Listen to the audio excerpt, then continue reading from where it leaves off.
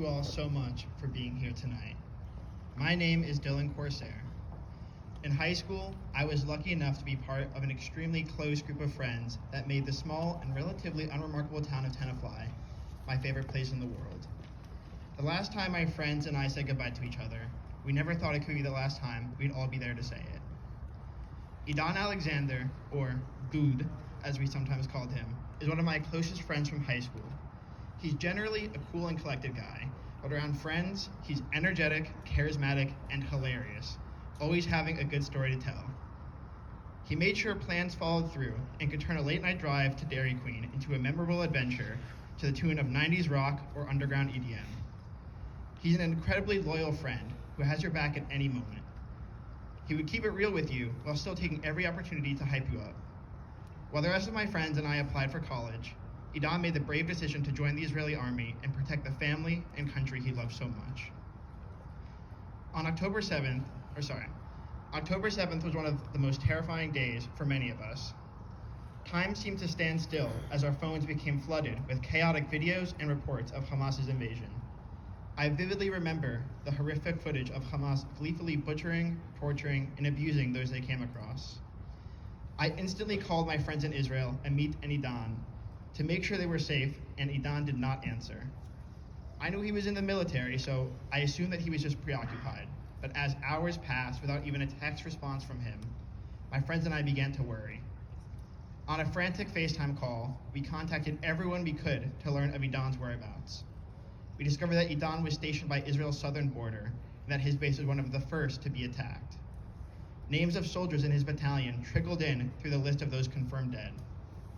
For hours, we stayed on FaceTime, hoping for good news while anxiously anticipating bad, but none came. As we learned details about the beheading and the burning of victims, our hearts sank as we realized that we may never learn what happened to him. Those were just the immediate hours of October 7th. It was a few days later when we found out Idan was taken hostage into Gaza. I struggled to conceptualize what that meant for Idan. It was hard not to think of the video of Shani Luak's disfigured body being paraded on a truck through Gaza while Palestinian bystanders rushed over to spit and beat on her. She was a 22-year-old at a music festival, so I didn't want to imagine how they treat an American Israeli soldier. It's been a year since then, a whole year without Idan. That's a lot of time to miss. He spent his 20th birthday in captivity. His younger brother Roy was bar mitzvahed without a brother to put his arm around.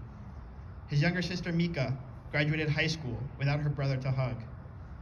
I know that I shouldn't feel guilty, but it's hard to help it. I can go outside for a walk while Idan doesn't have that basic freedom. I can breathe fresh air while Idan might have forgotten what that feels like. I can call my mom while Idan has been completely disconnected from his family and the world for an entire year. And what a world we're in.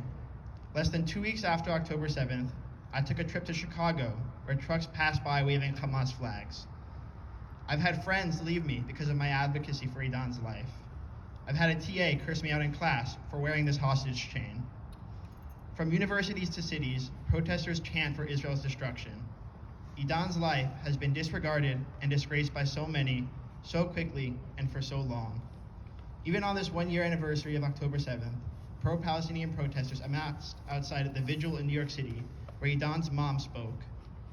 Seeing that this is the world Idan will come back to saddens me.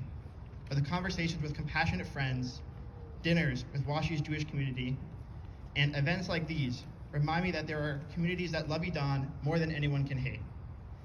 There are communities of people that will celebrate his return more joyously than any holiday or birthday, and without even knowing him.